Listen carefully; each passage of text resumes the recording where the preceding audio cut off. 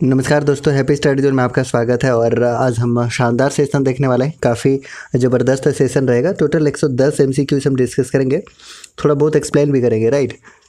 चलिए, तो आज का सेशन स्टार्ट करते हैं क्वेश्चन नंबर फर्स्ट के साथ में। ठीक है, नमस्कार, जोहार, गुड इवनिंग। ठीक है, तो चलिए आज का सेशन स्टार्ट करते हैं। देखिए, आज हम डिस्कस करेंगे 30 क्वेश्चन डिस्कस करेंगे हम लोग जीएस का, 40 क्वेश्चन झारखंड जीएस का, 20 क्वेश्चन साइंस का और 20 क्वेश्चन कंप्यूटर का, यानी कि टोटल 110 क्वेश्चन हम लोग डिस्कस करने वाले हैं शानदार एक्सप्लेनेशन के साथ में। तो आपको सच में मज़ा आ जाएगा, राइट। ओके, तो चलिए स्टार्ट करते हैं क्वेश्चन नंबर फर्स्ट के साथ में। पहला क्वेश्चन आपके सामने है कि मलेशिया की राजधानी कहाँ है। चलिए, एक प्रश्न का उत्तर आप ये कर दीजिएगा कि मलेशिया की मुद्रा क्या है। मुद्रा बता दीजिए, मुद्रा भी बता दीजिएगा और इसकी राजधानी भी बता दीजिएगा। सभी की तरफ से आंसर आना चाहिए। सी कुआलालंपुर। क्या बात है, वेरी गुड। कुआलालंपुर। जितने भी आंसर कर रहे हैं बिल्कुल सही आंसर हो जाएगा, ऑप्शन नंबर सी। कीव किसकी राजधानी है बताइए। यूक्रेन की राजधानी है, ये आपको पता है। बाकू अजरबैजान की। सेशेल्स किसका है, ये आंसर करिए। और इसका मुद्रा क्या है ये बता दीजिएगा ज़रा। मुद्रा याद रखिएगा, रिंगिट है।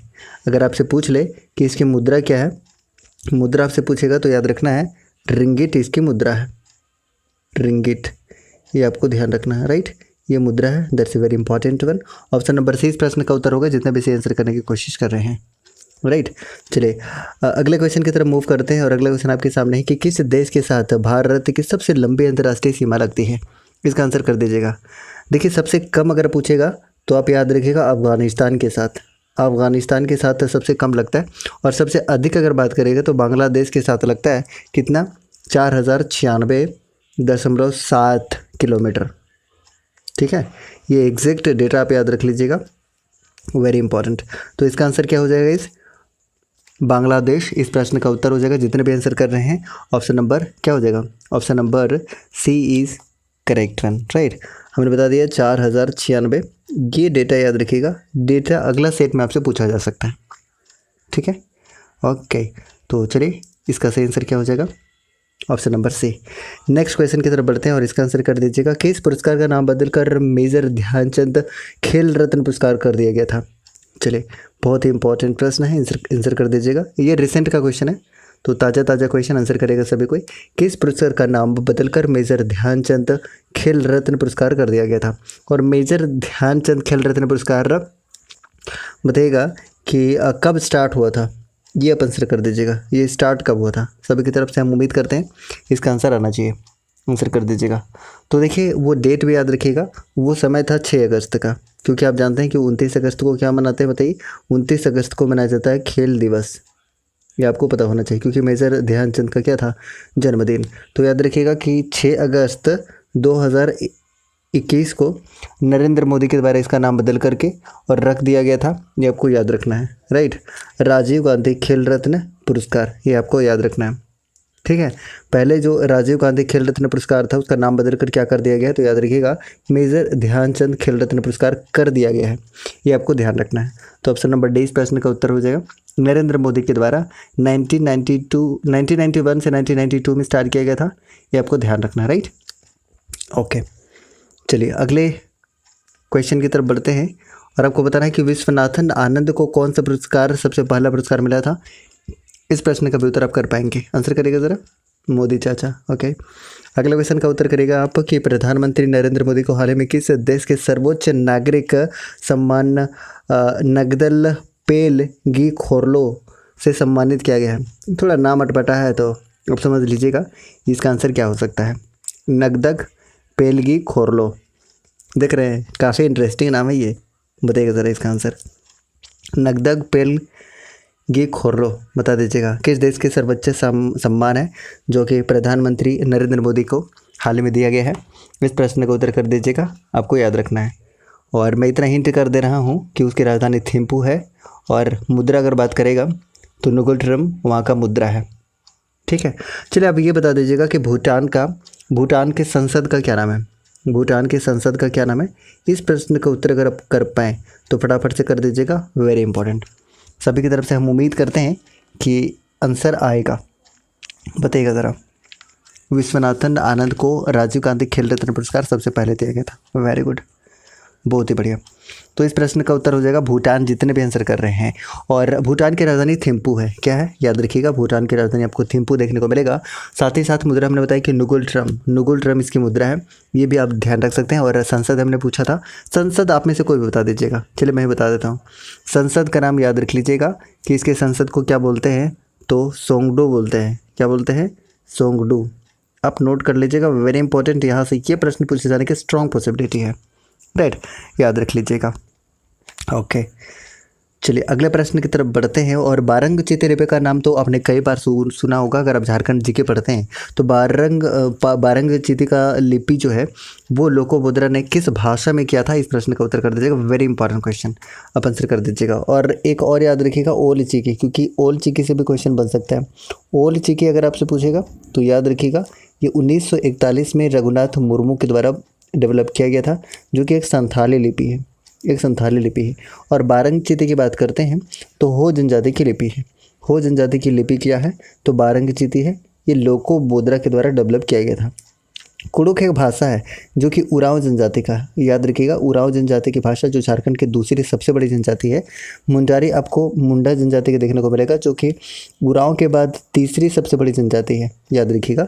झारखंड की तीसरी सबसे बड़ी जनजाति आपको देखने को मिलेगा मुंडारी। कुरमाली की बात करते हैं तो कुरमाली को एक शिल्पी जनजाति के रूप में जाना जाता है, क्योंकि ये लोहा का उपकरण बनाने में एक्सपर्ट माने जाते हैं। और इनकी जो मातृभाषा है वो खोरठा है। और खोरठा की बात करते हैं तो खोरठा के बारे में आपने सुना होगा कि किस भाषा परिवार के अंतर्गत आता है, तो याद रखिएगा, भारोपीय भाषा परिवार के अंदर। भारोपीय का अर्थ क्या हुआ, भारत और यूरोप, ठीक है। तो इन तमाम चीज़ों को याद रखेंगे। ऑप्शन नंबर डी इस प्रश्न का उत्तर हो जाएगा। हो जनजाति से रिलेटेड कुछ फैक्ट की बात करें तो हो जनजाति झारखंड की चौथी सबसे बड़ी जनजाति है। हो विद्रोह की बात करते हैं तो ये 1820 से 21 में हुआ था। अगर विद्रोह की हम बात करते हैं तो कम से कम आप इतना याद रख लीजिएगा, very very important. Option number D is correct one. अगले क्वेश्चन का उत्तर कर दीजिएगा कि 12 जनवरी 2022 को मनाए गए राष्ट्रीय युवा दिवस कि इस वर्ष का थीम क्या था। Very very important. आप जानते हैं कि 12 जनवरी को क्या माना जाता है, तो राष्ट्रीय युवा दिवस मनाया जाता है। लेकिन अगर आपसे पूछ रहे कि अंतर्राष्ट्रीय युवा दिवस का मनाया जाता है तो याद रखिएगा 12 अगस्त को अंतर्राष्ट्रीय युवा दिवस मनाया जाता है। और यही 12 अगस्त को हाथी दिवस भी मनाया जाता है। और हाथियों का देश किसे कहा जाता है, ये आप आंसर कर दीजिएगा। हाथियों का देश किसे कहा जाता है, सफ़ेद हाथियों का देश किसे कहा जाता है, इस प्रश्न का उत्तर आप कमेंट बॉक्स में छाप दीजिएगा। आप जानते हैं राष्ट्रीय युवा दिवस 12 जनवरी को मनाते हैं। चलिए 6 का आंसर करें आप, और इसका आंसर कर पाएंगे आप। हाँ, स्वामी विवेकानंद की जयंती पर मनाया जाता है, everybody knows. Option number C हो जाएगा, it's all in the mind. It's all in the mind is very okay. चलिए, तो it's all in the mind इस प्रश्न का सही उत्तर है। तो जितने भी सी आंसर कर रहे हैं से इस प्रश्न का बिल्कुल सही उत्तर होगा, it's all in the mind. क्योंकि सभी को पता है कि 12 जनवरी को मनाते हैं राष्ट्रीय युवा दिवस। अब जो थोड़ा सा क्वेश्चन में ट्विस्ट होगा, अब यहाँ से थीम पूछा जा सकता है, तो थीम याद रखेंगे, it's all in the mind, ठीक है।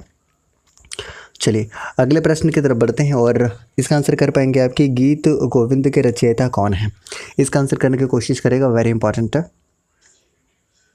थाईलैंड। क्या बात है, लाओस। वेरी गुड, बहुत ही बढ़िया। चलिए आंसर करने की कोशिश करेगा। 7 का आंसर आपको करना है, आप इसका आंसर कर पाएंगे, बता दीजिएगा। देखिए अगर हम बात करते हैं तो इसका आंसर क्या हो जाएगा, जयदेव। जितने भी आंसर कर रहे हैं ऑप्शन नंबर बी बिल्कुल करेक्ट आंसर हो जाएगा, जयदेव। तो गीत गोविंद के रचयिता कौन माने जाते हैं, जयदेव माने जाते हैं। अगर हम बात करते हैं जयदेव के बारे में तो बंगाल के अंतिम सेन जो शासक थे, लक्ष्मण सेन का आपने नाम जरूर सुना होगा, लक्ष्मण सेन। इसी के दरबारी महाकवि जयदेव थे, ठीक है।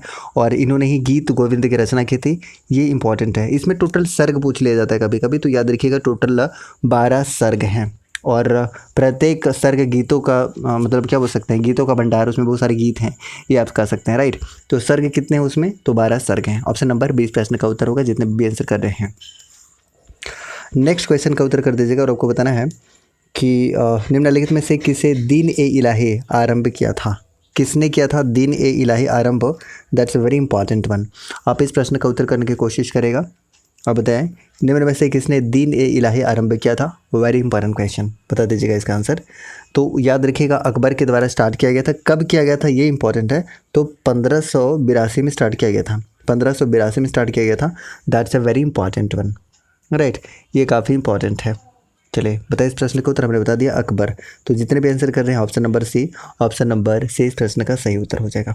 राइट। फटाफट से एक एक शेयर कर दीजिएगा, ईमानदारी से सभी को एक एक शेयर कर दीजिएगा लाइक करते हुए, अगर आपको सेशन अच्छा लग रहा है, आप इंजॉय कर रहे हैं तो। नेक्स्ट क्वेश्चन आपके सामने है, आंसर कर दीजिएगा कि भारतीय अशांति का जनक किसे समझा जाता है। आंसर कर दीजिएगा भारतीय अशांति का जनक। हालांकि आप देखिएगा तो दयानंद सरस्वती को भी बोला गया था, किनके द्वारा बोला गया था ये आप आंसर कर दीजिएगा। किनको याद है बताइएगा ज़रा।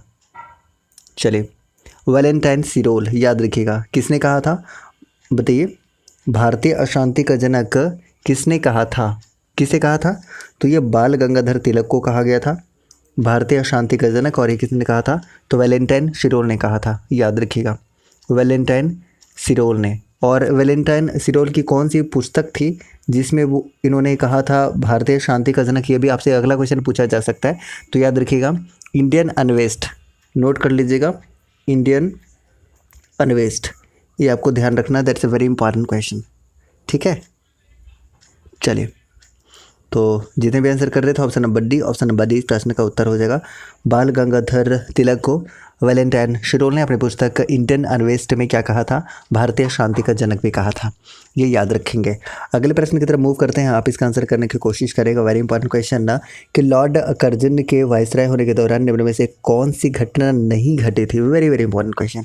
चलिए फटाफट से एक एक शेयर करते हुए इसका आंसर बता दीजिएगा। आज संख्या बढ़नी चाहिए, पूछा लानी चाहिए क्लास में। तो बताइएगा 10 का सही आंसर क्या हो जाएगा? ऑप्शन नंबर डी आंसर कर रहे हैं, ऑप्शन नंबर डी, क्या बात है, बिल्कुल। ऑप्शन नंबर डी आप जानते हैं भारतीय राष्ट्रीय कांग्रेस का जो गठन किया गया था 1885 में किया गया था ए.ओ. ह्यूम के द्वारा। हालांकि प्रथम महासचिव रह गए थे, लेकिन प्रथम अध्यक्षता किसने की थी? तो याद रखिएगा वोमेश चंद्र बनर्जी ने की थी, वोमेश चंद्र बनर्जी ने की थी। और दूसरे किसने की थी, ये इसका आंसर बता दीजिएगा। और प्रथम अंग्रेज अगर आपसे पूछेगा तो जॉर्ज यूले ने की थी 1888 में, और इलाहाबाद में इसकी अध्यक्षता इन्होंने की थी। और अगर हम महिला की बात करते हैं, प्रथम महिला की बात करते हैं, प्रथम फीमेल की बात करते हैं, तो एनी बेसेंट थी, जिन्होंने 1917 में कलकत्ता अधिवेशन की अध्यक्षता की थी। इसके अलावा अगर आपसे पूछेगा कि प्रथम भारतीय, तो ये भी याद रखना है आपको, क्या याद रखना है? 1924 नहीं बल्कि 25, राइट, 25 में याद रखना है कि कानपुर अधिवेशन की अध्यक्षता सरोजिनी नायडू ने की थी। हालांकि 1924 की जब बात आई है तो बेलग्राम अधिवेशन की अध्यक्षता किया था किसने? तो महात्मा गांधी ने। और एकमात्र अधिवेशन जिसकी अध्यक्षता महात्मा गांधी ने किया था, ये आप याद रख लीजिएगा। बंगाल विभाजन कब हुआ था आपको पता है? लॉर्ड कर्जन किस समय हुआ था? 1900 कब बताइए? 1905, ठीक है। तो 1905 में ये घटना हुई थी। और ये भारतीय राष्ट्रीय कांग्रेस का गठन का कब बात है? तो ये आपका बात है कब का? 1885 का। तो ये घटना नहीं घटी थी, तो ऑप्शन नंबर क्या हो जाएगा? ऑप्शन नंबर डी इस प्रश्न का उत्तर होगा। जितने भी डी आंसर करने की कोशिश कर रहे हैं बिल्कुल करेक्ट आंसर हो जाएगा ऑप्शन नंबर डी, ठीक है। हाँ जी, ऑप्शन नंबर डी। दिल्ली दरबार कब लगा था बताइए? तो दिल्ली दरबार अगर आपसे पूछेगा तो 1903 में। दिल्ली दरबार कब लगा था पूछ ले तो 1903 में। ये आपको ध्यान रखना है, वेरी वेरी इंपॉर्टेंट, ठीक है। और ये पुरातत्व विभाग की स्थापना ये भी 1903 के आसपास से आपको देखने को मिलेगा। एग्जैक्ट मुझे याद नहीं आ रहा है, एग्जैक्ट अगर आपको याद है तो बताइएगा ज़रा। चलिए, तो आपने आंसर कर दिया था गाइस, ये घटना नहीं थी, जो नहीं घटी थी। ऑप्शन नंबर डी इस प्रश्न का उत्तर हो जाएगा, ठीक है। ओके, चलिए इसका आंसर कर दीजिएगा कि महात्मा गांधी के बारे में इनमें से क्या सही नहीं है। आंसर करिए सभी को कि गांधी साधनों की पवित्रता में विश्वास करते थे। गांधी जी ने धर्म और राजनीति के बीच निकट संबंध का समर्थन किया था। गांधी जी ने राजनीति को धर्म से पूरी तरह से अलग रखने की वकालत की थी। गांधी जी अहिंसा में विश्वास करते थे। कौन सा सही नहीं है ये आपको बताना है, फटाफट से आंसर कर दीजिएगा 11 का। चलिए, तो देख रहे हैं ना आप, इसका आंसर करिए। तो देखिए आपको ऑप्शन नंबर ए बिल्कुल सही मिलेगा, ऑप्शन नंबर बी भी सही है, डी भी सही है, सी गलत हो जाएगा, ठीक है। राजनीति को धर्म से पूरी तरह से अलग रखने की वकालत इन्होंने नहीं की थी, राइट। तो आंसर क्या हो जाएगा इस? ऑप्शन नंबर सी इस प्रश्न का उत्तर होगा, जितने भी सी आंसर कर रहे हैं, right. Option number C is correct one, option number C. 11 का क्या होगा? ऑप्शन नंबर सी इसका बिल्कुल करेक्ट आंसर हो जाएगा, ठीक है। अलग रखने की नहीं बल्कि दोनों को एक साथ समेटने के बारे में हमेशा ये सोचते थे कि दोनों एक साथ मिला हुआ रहे, कभी भी ये विच्छेद नहीं चाहते थे, राइट। ओके, अगला क्वेश्चन है कि भारतीय वोकल म्यूजिक का प्राचीन रूप क्या है? वेरी इंपॉर्टेंट क्वेश्चन, इस प्रश्न का उत्तर करने की कोशिश करें। वेरी इंपॉर्टेंट क्वेश्चन, भारतीय वोकल म्यूजिक का प्राचीन रूप कौन सा है? आंसर कर दीजिएगा ऑप्शन नंबर सी, ध्रुपद गायन, जो कि आप जानते हैं भारतीय शास्त्रीय संगीत में ध्रुपद गायन एक शैली है, आपको पता है। और ये संगीत परंपरा की सबसे पुरानी विद्या मानी जाती है और अभी भी आपको ये देखने को मिलेगा ध्रुपद गायन, राइट। तो ऑप्शन नंबर क्या हो जाएगा? ऑप्शन नंबर सी इस प्रश्न का उत्तर होगा, right. So option number C is correct one, option number C. चलिए अगले प्रश्न की तरफ बढ़ते हैं और आपको बताना है कि भारत के किस राज्य में सबसे लंबी मुख्य भूमि तट रेखा है? Very important question. अभी हमने देखा था कि किस देश के साथ सबसे लंबी सीमा लगती है, तो आपने बताया था कि बांग्लादेश के साथ 4096, और हमने पूछा था अफगानिस्तान के साथ मेरे ख्याल से लगता है 106 किलोमीटर के आसपास अफगानिस्तान के साथ लगता है, जो कि सबसे कम सीमा लगता है। लेकिन यहाँ पर आपसे राज्य पूछा हुआ है। चलिए सबसे अधिक आप आंसर कर पाएंगे, 13 का आंसर करेगा ज़रा, गुजरात से, ठीक है। गुजरात से तट रेखा के बारे में बात है, ये आपको ध्यान रखना है, गुजरात से, ठीक है। तट रेखा की बात कर रहे हैं तब इसका आंसर क्या हो जाएगा? गुजरात हो जाएगा। एग्जैक्ट अगर बात करते हैं तो 12, 14, 7 देख रहे हैं, 0.7। तो ये डेटा आप याद रख सकते हैं, इतना किलोमीटर यानी कि 1214.7 kilometres, right. So option number 20 प्रश्न का उत्तर होगा। जितने भी आंसर कर रहे हैं 20 का बिल्कुल करेक्ट आंसर हो जाएगा गुजरात, राइट। याद रखिएगा 1202.7 किलोमीटर। ओके, नेक्स्ट क्वेश्चन की तरफ बढ़ते हैं और आपको आंसर करना है कि पर्वतीय स्लोपों यानी कि हिल्स स्लोप पर मृदा प्रदन को किस प्रकार नियंत्रित किया जा सकता है? क्वेश्चन नंबर 14 का आंसर करेंगे आप, और इसका आंसर निश्चित रूप से आप कर सकते हैं और आपको करना भी चाहिए। आंसर करेगा ज़रा सभी कोई, बताइए इस प्रश्न का उत्तर क्या हो जाएगा? पर्वतीय स्लोपों पर मृदा अपरदन को किस प्रकार नियंत्रित किया जा सकता है? इसका सही आंसर हो जाएगा ऑप्शन नंबर डी, यानी कि समोच्च रेखी जुताई से इससे मृदा अपरदन को नियंत्रण किया जा सकता है। तो आंसर क्या करेंगे बताइए? ऑप्शन नंबर डी इसका बिल्कुल करेक्ट आंसर हो जाएगा, ऑप्शन नंबर डी। यहाँ पर आपको ध्यान क्या देना है ना कि यहाँ पर पर्वतीय स्लोप लगा हुआ है, ठीक है, पर्वतीय स्लोप लगा हुआ है, जिसके कारण इसका आंसर ऑप्शन नंबर डी हो रहा है, ठीक है। ऑप्शन नंबर डी इसका बिल्कुल करेक्ट आंसर हो जाएगा। जैसा क्वेश्चन का डिमांड है तो डिमांड के आधार पर इसका आंसर होगा जो option number D. Next question का उत्तर करेगा सभी को एक एक लाइक और शेयर करते हुए। गहीर माता अभ्यारण्य ओडिशा में डॉट डॉट के लिए एकमात्र अभ्यारण्य है। गहीर माता अभ्यारण्य सभी को जानते हैं कि ओडिशा में है, लेकिन किसके लिए प्रसिद्ध है ये ज़्यादा इंपॉर्टेंट क्वेश्चन है। आंसर कर दीजिएगा, वेरी इंपॉर्टेंट, बताइएगा ज़रा। कछुआ के लिए, ठीक है, कछुआ के लिए। ऑप्शन नंबर क्या होगा? Option number B.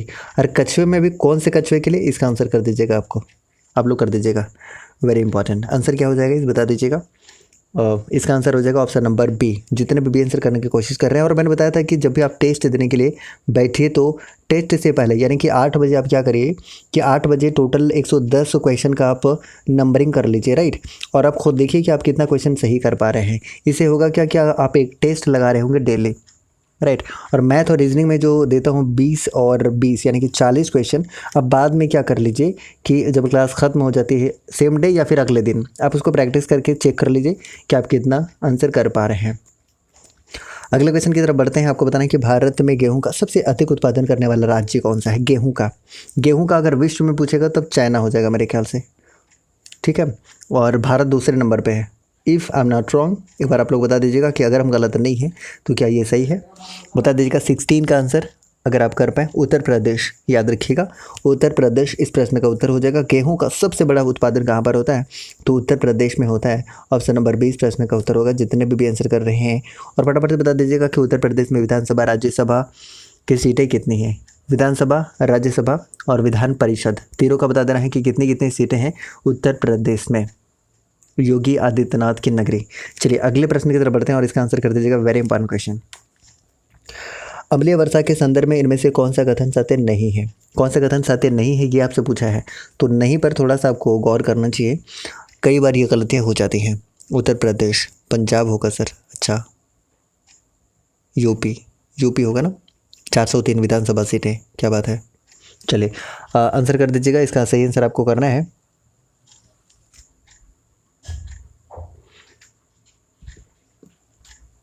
बताइएगा 17 का आंसर आपको करना है। सभी की तरफ से इसका आंसर आना चाहिए। ये लीजिए आंसर आ चुका है 103, 80, 31, 100। ये लीजिए, क्या बात है, बहुत बढ़िया। 17 का आंसर करने की कोशिश करिए। ऑप्शन नंबर क्या गलत हो जाएगा? देखिए ये तो सही है। जल का जो मतलब क्या बोल सकते हैं कि जो अम्लीय वर्षा है वो आपका अम्लीय है, तो जाहिर सी बात है कि इससे कम होना चाहिए तभी अम्लीय हो पाएगा, तो ये कहीं ना कहीं सही लग रहा है। वायुमंडल में सल्फ्यूरिक अम्ल और नाइट्रिक अम्ल की उपस्थिति के कारण उत्पन्न होती है, ये भी कुछ हद तक सही लग रहा है। और अधिकतम अम्ल सशक्त कार्बोनिक अम्ल के कारण बनता है, ये आपका गलत हो गया। ठीक है, ये आपका गलत हो गया, बाकी सारे के सारे आपको सही देखने को मिलेंगे। तो ऑप्शन नंबर सी इस प्रश्न का उत्तर होगा।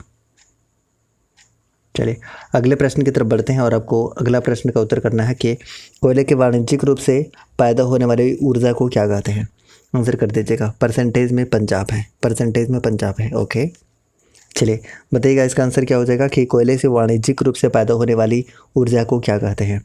आप आंसर कर सकते हैं। 18 का आंसर कर दीजिएगा। सभी की तरफ से ताप ऊर्जा आंसर आ रहा है और ताप ऊर्जा इस प्रश्न का सही उत्तर हो जाएगा। ताप ऊर्जा, right. Option number C is correct one.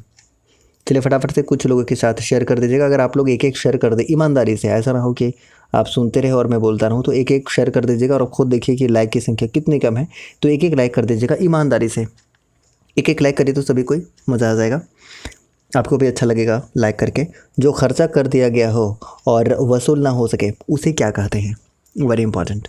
आप बता दीजिएगा, जो खर्चा कर दिया गया हो और वसूल ना हो सके उसे क्या कहेंगे। आराम से सोचिए और इसका आंसर कर दीजिए। चलिए 18 का सी, हाँ ताप ऊर्जा, very good. Option number C हो जाएगा। निमग्न लागत बोला जाता है, याद रखिएगा, निमग्न लागत बोला जाता है। तो ऑप्शन नंबर सी इस प्रश्न का उत्तर होगा, जितने भी सी आंसर करने की कोशिश कर रहे हैं। और जो नए हैं पहली बार सेशन देख रहे हैं वो भी आंसर करने की कोशिश करिए कि इसका आंसर क्या हो सकता है। कोई ज़रूरी नहीं कि गलत हो, सही हो, क्या हो, राइट। चलिए अगला क्वेश्चन का उत्तर कर दीजिएगा। आप बताइएगा ज़रा कि अंतिम उपाय का ऋण दाता कौन है। नाबार्ड की स्थापना 1982 में शिवरमन समिति की सिफारिश पर। रिजर्व बैंक की स्थापना 1935 में 1 अप्रैल को कोलकाता में, हालांकि इसका जो मुख्यालय है 1937 में मुंबई स्थापित कर दिया गया था। 1 जुलाई 1955 को स्टेट बैंक ऑफ इंडिया। और भारतीय औद्योगिक विकास बैंक, मुझे जैसा कि याद आ रहा है, मुझे लगता है कि 1966 में इसकी स्थापना हुई थी। एक बार आप लोग बताइएगा ज़रा, इसमें थोड़ा सा कन्फ्यूज़न है, मैं इसके बारे में कन्फर्म नहीं हूँ, लेकिन ये तीनों आपने देख लिया है। चलिए बता दीजिएगा 20 का आंसर करें आप। 20 का आंसर क्या हो जाएगा, ऑप्शन नंबर डी हो जाएगा, भारतीय रिजर्व बैंक। भारतीय रिजर्व बैंक का जो कि आप जानते हैं कि प्रथम अगर भारतीय पूछेगा तो क्या हो जाएगा, सी डी देशमुख, और प्रथम गवर्नर पूछेगा तो कौन हो जाएगा, ऑसबोर्न स्मिथ, याद रखिएगा। अभी 25वें नंबर के कौन है बताइएगा ज़रा, Shaktikanta Das, right. Option number D इस प्रश्न का उत्तर होगा, जितने भी आंसर कर रहे हैं।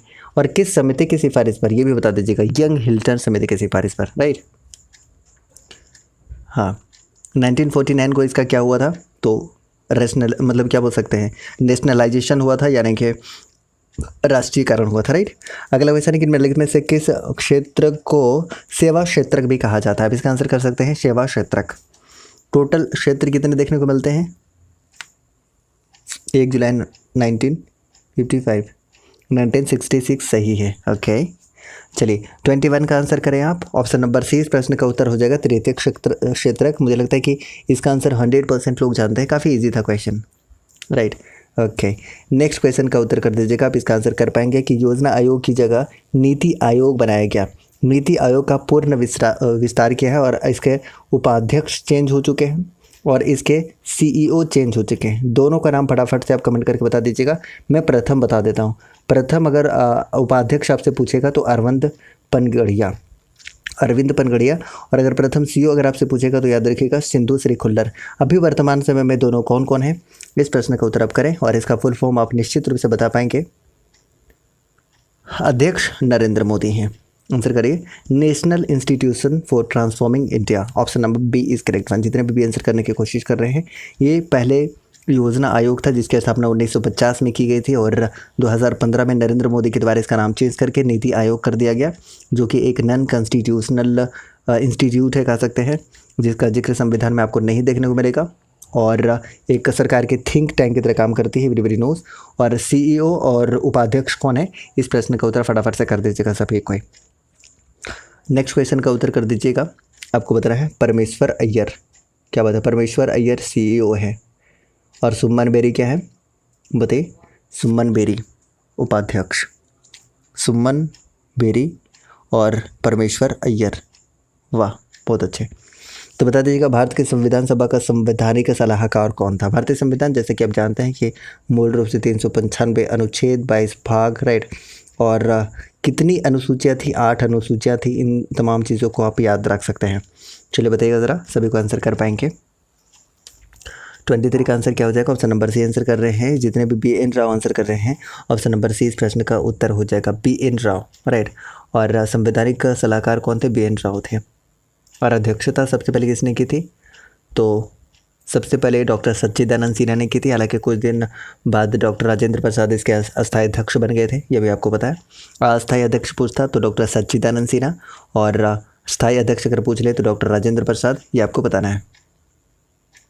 नेक्स्ट क्वेश्चन का उत्तर करेगा कि भारतीय संविधान के निम्नलिखित में से किस भाग में सामाजिक एवं आर्थिक लोकतंत्र को सुनिश्चित किया गया है?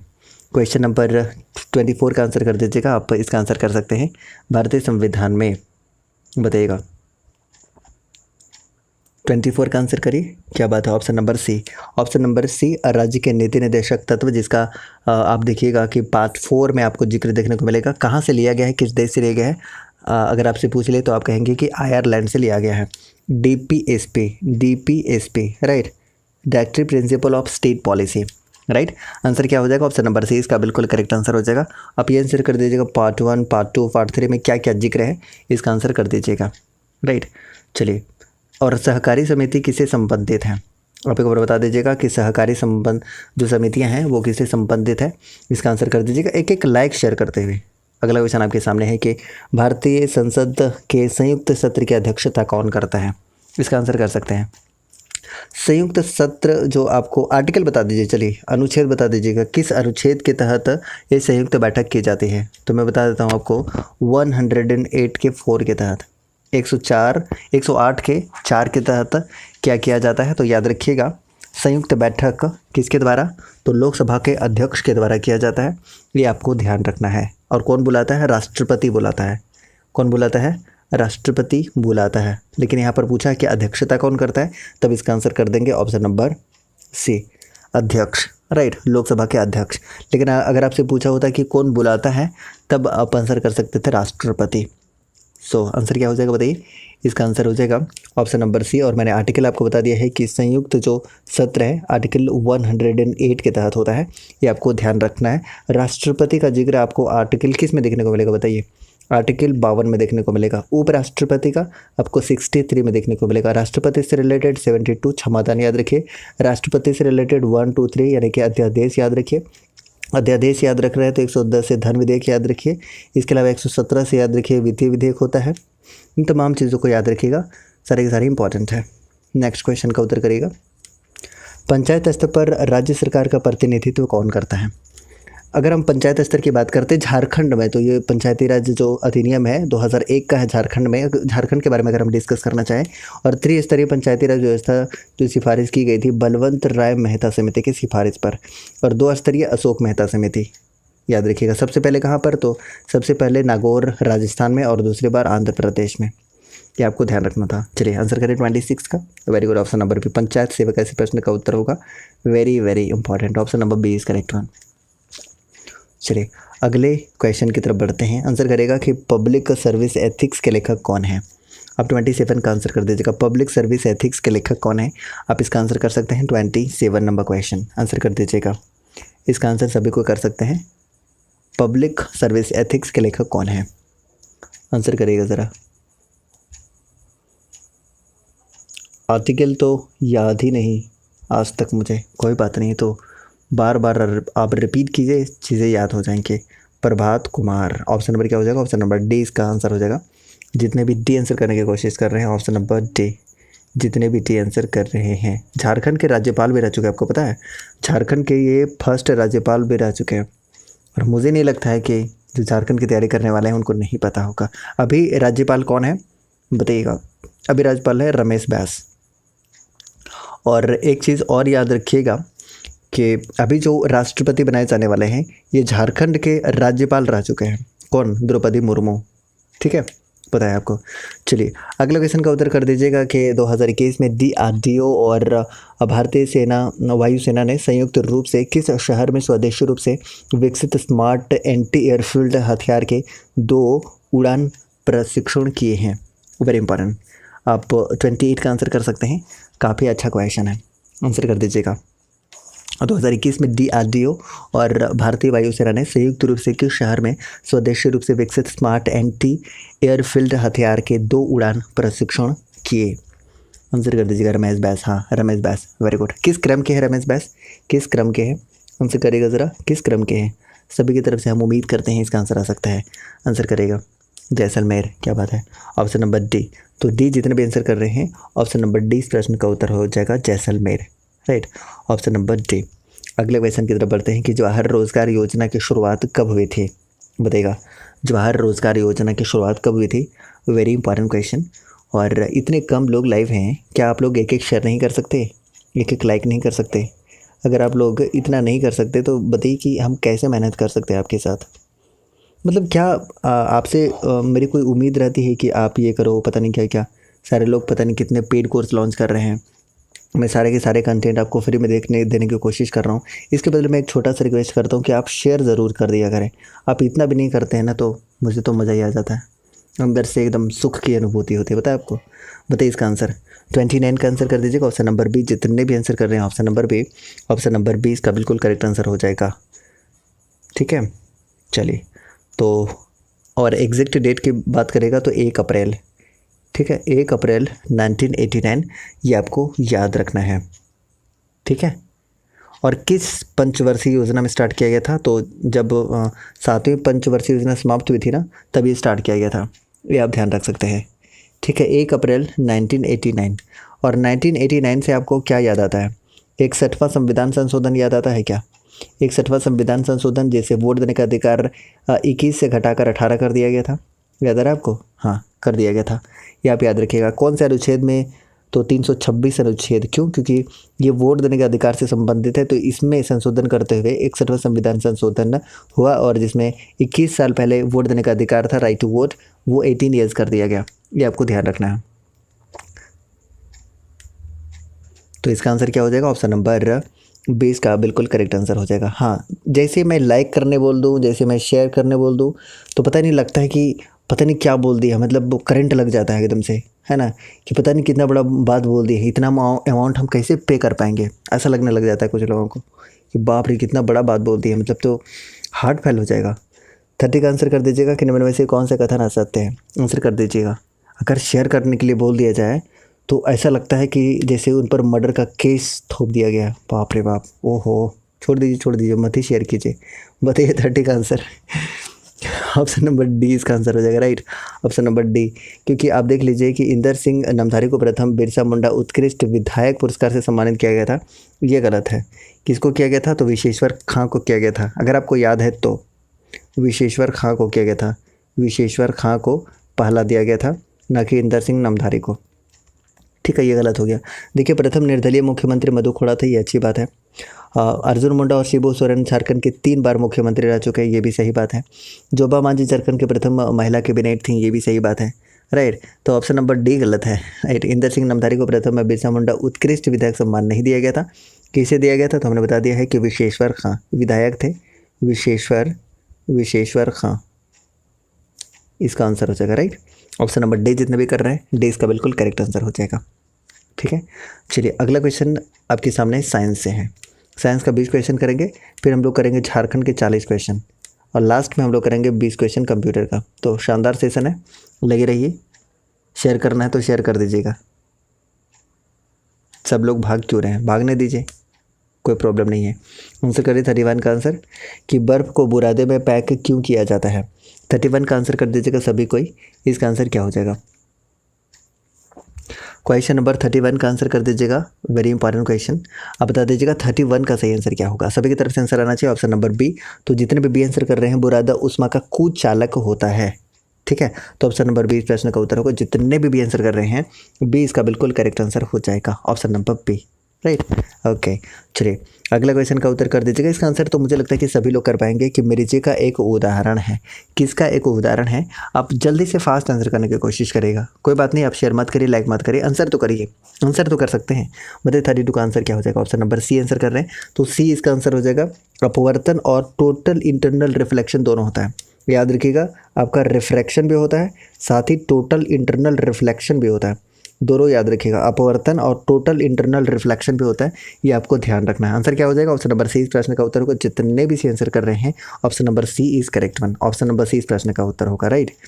चलिए अगला क्वेश्चन आपके सामने आंसर करेगा कि सूर्य की किरणें किस प्रक्रिया द्वारा पृथ्वी पर पहुंचती हैं?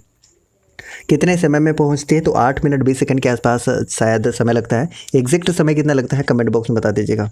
चलिए बता दीजिएगा कि सूर्य की किरणें किस प्रक्रिया द्वारा पृथ्वी पर पहुंचती है। बहुत ही साधारण सा क्वेश्चन, और इसका आंसर आप कर सकते हैं ऑप्शन नंबर ए, विकिरण के द्वारा, राइट। ऑप्शन नंबर ए इस प्रश्न का उत्तर होगा। जितने भी आंसर कर रहे हैं, option number A is correct one, right.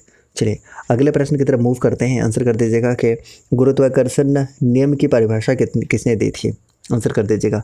अब इसका आंसर कर सकते हैं और सभी को आंसर कर सकते हैं। 34 का आंसर कर दीजिएगा, वेरी वेरी इंपॉर्टेंट। और इनका नाम है सर आइजक न्यूटन, पूरा नाम है sir Isaac Newton. Option number A हो जाएगा। और न्यूटन किसका एसआई यूनिट है? ये भी आंसर कर दीजिएगा। न्यूटन किसका एसआई यूनिट है? ये भी आप आंसर कर सकते हैं फटाफट से। चलिए अगले क्वेश्चन की तरफ बढ़ते हैं और आपको बताना है कि फाउंटेन पेन किस सिद्धांत पर कार्य करता है। वेरी इंपॉर्टेंट क्वेश्चन, ये भी काफ़ी अच्छा क्वेश्चन है। फाउंटेन पेन किस सिद्धांत पर कार्य करता है? इसका आंसर करें आप, और इसका आंसर आप कर सकते हैं। आपने सुना होगा केशिका क्रिया, बिल्कुल केशिकत्व आपने नाम सुना होगा, केशिकत्व का आपने नाम ज़रूर सुना होगा, कैपिलरी आपने नाम सुना होगा, राइट। तो ऑप्शन नंबर 20 का बिल्कुल करेक्ट आंसर हो जाएगा, ठीक है। ऑप्शन नंबर 20 का बिल्कुल करेक्ट आंसर हो जाएगा जितने भी आंसर कर रहे हैं, ठीक है, बी ऑप्शन। नेक्स्ट क्वेश्चन की तरफ मूव करते हैं। Next question English and Hindi दोनों में, अच्छा ओके। विद्युत शक्ति के एसआई यूनिट क्या है? ये देखिए पूछा हुआ है, आप देखिएगा सीजीएल 2016 का पेपर देख लीजिएगा, मैंने आपको डाला हुआ है लगभग 4.5 घंटे की वीडियो, जिसमें 12 का 15 का और 2016 का कंप्लीट एनालिसिस हमने डाला हुआ है। जाकर देखिएगा, वहाँ पे हमने इस प्रश्न को बताया हुआ है बहुत अच्छे तरीके से एक्सप्लेन करके। आप फिलहाल इस प्रश्न का उत्तर कर दीजिएगा। जितने भी आंसर कर रहे हैं बी इस प्रश्न का उत्तर हो जाएगा। वॉट इस प्रश्न का बिल्कुल करेक्ट आंसर हो जाएगा, राइट। ऑप्शन नंबर क्या होगा? 20 प्रश्न का उत्तर हो जाएगा। डी भी कर रहे हैं, डी कैसे कर सकते हैं? एम्पियर धारा का होता है ना, एम्पियर किसका होता है? करंट का होता है, ये आपको पता है, ठीक है। तो इसका आंसर क्या हो जाएगा बताइए? ऑप्शन नंबर 20 प्रश्न का उत्तर होगा, जितने भी आंसर करने की कोशिश कर रहे हैं। अगले प्रश्न की तरफ बढ़ते हैं और आपको बताना है कि आइंस्टीन के द्रव्यमान ऊर्जा संबंध को किस समीकरण द्वारा व्यक्त किया जाता है? 37 का आंसर कर दीजिएगा। आइंस्टीन के द्रव्यमान ऊर्जा संबंध को किस समीकरण के द्वारा दिखाया जाता है? बहुत ही पॉपुलर ये क्वेश्चन, और इसका आंसर भी आपने ज़रूर सुना होगा। E = mc², E = mc², जिसमें ये पूछा जा सकता है कि E का मतलब क्या होता है? E का मतलब होता है एनर्जी, मतलब ऊर्जा। M का मतलब होता है द्रव्यमान, द्रव्यमान बोले तो बताइए, द्रव्यमान बोले तो मास, ठीक है। और C प्रकाश की चाल, ये आपको ध्यान रखना है, राइट। चलिए तो E = mc² इस प्रश्न का उत्तर होगा। जितने भी आंसर कर रहे हैं 20 प्रश्न का बिल्कुल करेक्ट आंसर हो जाएगा, राइट। Option number B. अगले प्रश्न की तरफ मूव करते हैं, इसका आंसर कर दीजिएगा। आपको बताना है कि निम्नलिखित में से कौन कुचालक नहीं है? कौन सा कुचालक नहीं है? 38 का आंसर करने की कोशिश करेगा, वेरी इंपॉर्टेंट, आप आंसर कर सकते हैं। देखिए कांच तो है, एल्बोनाइट भी है, सूखा कागज़ भी है। अगर आप नहीं भी जानते हैं एल्बोनाइट के बारे में तो चलिए इसको गोली मारते हैं। अब पारा देखिए, पारा क्या है? धातु है। पारा क्या है? धातु है, और धातु में भी लिक्विड है, ये लिक्विड है। तो देखिए कहीं ना कहीं धातु है, तो ये कुछ अलग तो नहीं होगा, इतनी सी बात है। तो ऑप्शन नंबर सी इसका सही आंसर हो जाएगा। 80 इसका एटॉमिक नंबर होता है। सिनेबार इसका क्या होता है बताइए? सिनेबार इसका अयस्क होता है, याद रखिएगा। कांच का क्या होता है? कांच का क्या होता है? आंसर कर दीजिएगा। कांच का क्या होता है? अयस्क, अयस्क याद रखिएगा। लेड का बताइए, कांच का नहीं, लेड का बता दीजिए। तो लेड का आप याद रखिएगा। शीशा का याद रखिएगा क्या होता है? गेलेना होता है, गेलेना, ये आपको याद रखना, वेरी इंपॉर्टेंट। पारा का पूछेगा तो याद रखिएगा सिनेबार, सिनेबार क्या होता है? ये अयस्क होता है, और आप कह सकते हैं, राइट।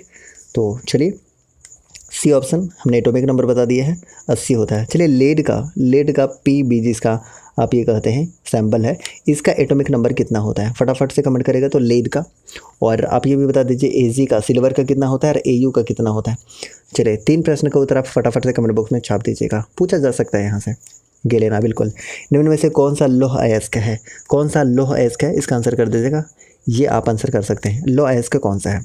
बॉक्साइट तो नहीं है, क्योंकि बॉक्साइट जो आपको देखने को मिलेगा किसका है बताइए? बॉक्साइट आपको एल्युमिनियम का देखने को मिलेगा।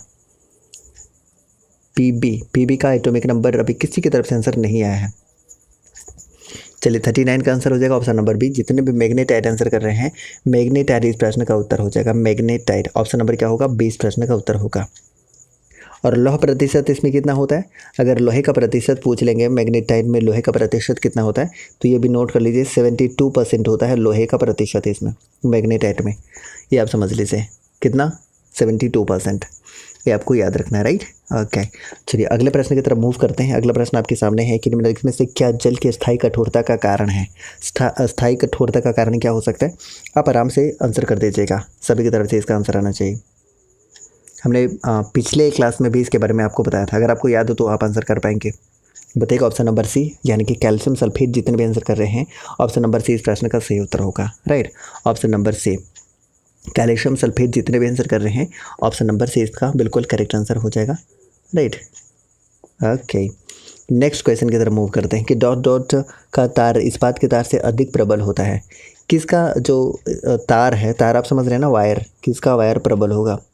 प्रबल, प्रबल मतलब स्ट्रॉन्ग आप कह सकते हैं, मतलब क्या बोला जाए, हिंदी इंग्लिश दोनों में आप लोग ढूंढते हैं, इसलिए थोड़ा सा परेशानी हो रहा होगा किन्हीं किन्हीं को, मैं समझ सकता हूँ। चलिए आंसर कर दीजिएगा इसका आंसर नायलॉन। अच्छा, अगर आपसे पूछ ले जाए कि नायलॉन का आविष्कार किसने किया था, बताइए, तो वैलेस ने किया था, याद रखिएगा, वैलेस। वैलेस कैराथर्स ने किया था। कब किया था, तो ये भी याद रख लीजिएगा, जिसमें आरबीआई की स्थापना हो रही थी 1935 में, याद रख लीजिएगा। और ये भी याद रखिएगा, नायलॉन आपको एक कृत्रिम बहुलक के रूप में जाना जाता है, ये इंपॉर्टेंट है। उपयोग कहाँ किया जाएगा बताइए, तो वर्दी में किया जाता है, पैराशूट में किया जाता है, रस्सी बनाने में किया जाता है नायलॉन का यूज़, राइट। तो ये आप याद रखिएगा, 3 यूज़ आप याद रखिए, मैं रिपीट कर रहा हूँ अगेन। एक तो आप वर्दी में कर सकते हैं, पैराशूट में कर सकते हैं, रस्सी बनाने में कर सकते हैं नायलॉन का प्रयोग, राइट। ओके, नेक्स्ट क्वेश्चन का उत्तर कर दीजिएगा। आपको बताना है कि इनमें में से कौन सिरके का प्रमुख घटक है। आंसर कर दीजिएगा क्वेश्चन नंबर 42 का आंसर विनेगर। क्या बात है, वेरी गुड। चलिए आंसर कर दीजिएगा, ऑप्शन नंबर क्या हो जाएगा, ऑप्शन नंबर बी हो जाएगा, विनेगर। विनेगर का प्रमुख घटक क्या होता है, जो याद रखिएगा, विनेगर का होता है एसिटिक एसिड। फुल फॉर्मूला क्या होता है बताइए ज़रा, CH3COOH, याद रखिएगा। इसका फॉर्मूला भी अगला क्वेश्चन पूछा जा सकता है आपसे, नेक्स्ट सेट में ऐसा क्वेश्चन पूछा जा सकता है, वेरी इंपॉर्टेंट, ठीक है। आंसर क्या हो जाएगा बताइए, तो CH3COOH होता है। ओके, नेक्स्ट क्वेश्चन का उत्तर करेगा, लैक्टिक एसिड आपको दूध और दही में मिल जाएगा, ये आपको पता होना चाहिए। साइट्रिक एसिड किस में मिलेगा, आंसर करिए तो ज़रा ज़रा फटाफट से। निम्नलिखित में से कौन सा एंजाइम लार में पाया जाता है। कई बार रिपीटेड क्वेश्चन है, और आप इतना जान लीजिए कि 60 to 70% रिपीटेड क्वेश्चन होते हैं एग्जाम में। 30 to 40% ऐसे क्वेश्चन होते हैं जो थोड़ा सा न्यू होते हैं या थोड़ा सा ट्विस्टेड होते हैं। बताइएगा इसका आंसर। 43 का आंसर करिए, टाइलिन। क्या बात है, ऑप्शन नंबर डी इस प्रश्न का उत्तर होगा। जितने भी टाइलिन आंसर कर रहे हैं, टाइलिन इस प्रश्न का बिल्कुल सही उत्तर हो जाएगा, ठीक है। अगला क्वेश्चन आपके सामने है कि निम्नलिखित में से किस एक जीव में पसलियों की संख्या सबसे अधिक होती है, सबसे अधिक है पसलियों की संख्या, बताइए इसका आंसर। पसलियों की संख्या कितनी है, सबसे ज़्यादा पसलियों की संख्या किस में होती है।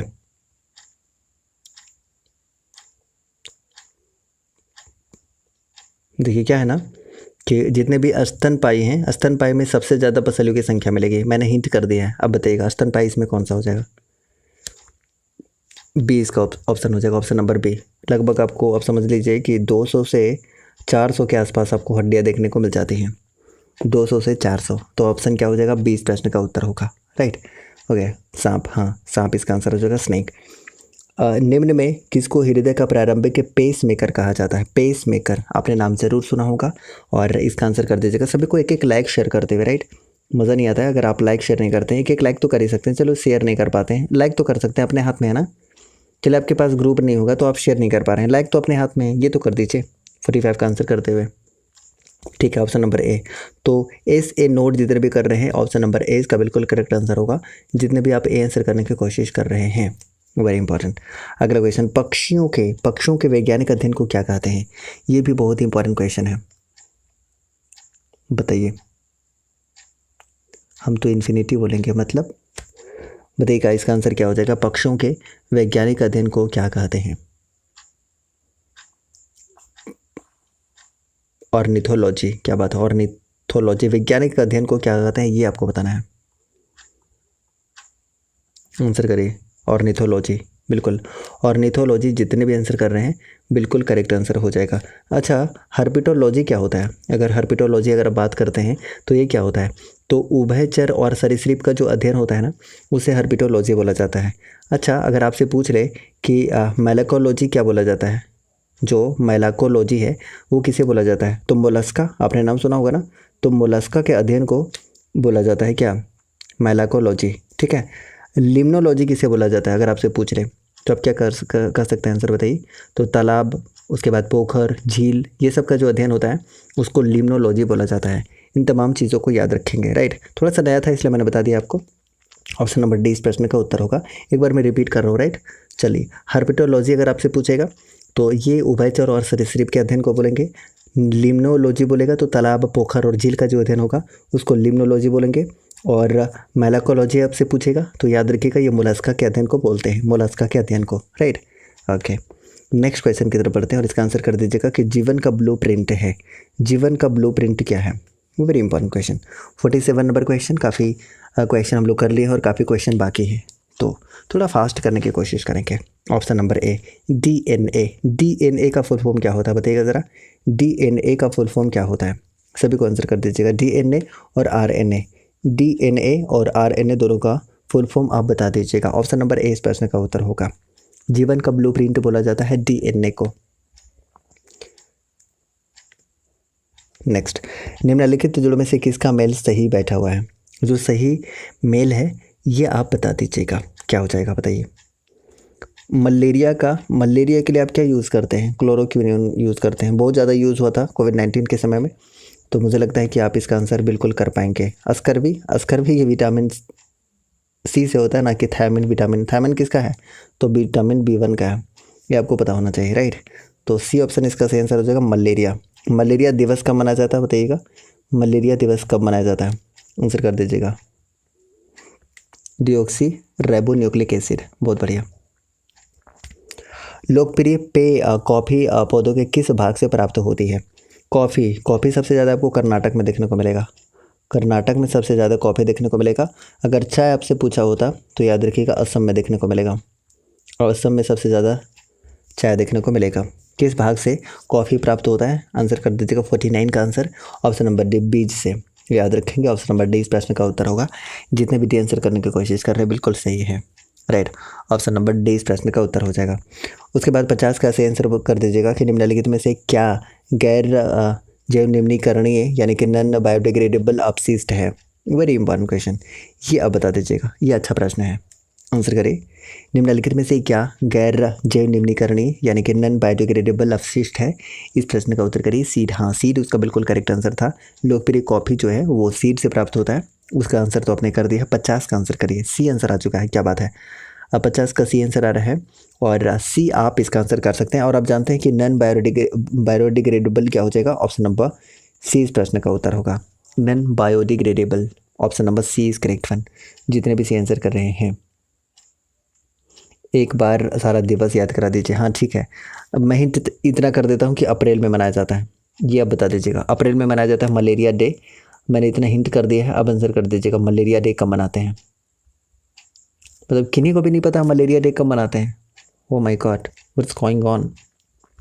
देखिए, मैथ और रीजनिंग अभी अगर कराने लग जाएंगे तो काफ़ी समय लग जाएगा, इसलिए मैथ और रीजनिंग का PDF आपको मिल जाएगा टेलीग्राम में।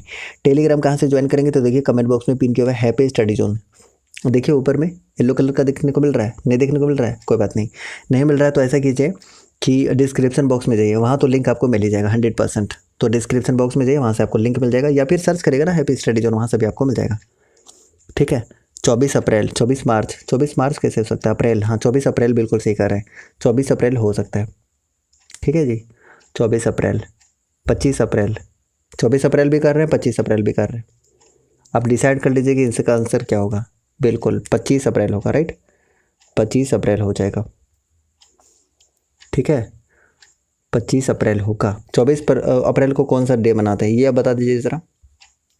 पंचायती राज दिवस मनाते हैं ना 24 अप्रैल को, ये आपको पता होना चाहिए। ठीक है, हाँ 24 अप्रैल को पंचायती राज दिवस मनाते हैं। 21 अप्रैल को सिविल सर्विसेज डे मनाते हैं, ये आपको ध्यान रखना था। तो चलिए, मैथ रीजनिंग आपको मिल जाएगा टेलीग्राम में, मिलेगा 100% मिलेगा, मैंने बोल दिया है तो मैं दे दूँगा, राइट। ओके, तो अब नेक्स्ट एपिसोड आपके सामने है, थोड़ा सा वेट करेगा आपकी प्रतीक्षा का। ये लीजिए, ये देख लीजिए 91 नंबर क्वेश्चन। उसके बाद हम लोग 40 क्वेश्चन झारखंड में लास्ट में करेंगे बहुत ही शानदार तरीके से, तो रेडी हो जाइए। चलिए स्टार्ट करते हैं। बताना कि यदि आप अपने पीसी को कार्यक्षमता को बेहतर बनाना चाहते हैं तो आपको निम्नलिखित को अपग्रेड करना होगा। किसको अपग्रेड करना होगा? अगर आप पीसी को, पर्सनल कंप्यूटर को क्या करना चाहते हैं, कार्यक्षमता में बेहतर करना चाहते हैं, परफॉर्मेंस अच्छा हो, ये आप करना चाहते हैं।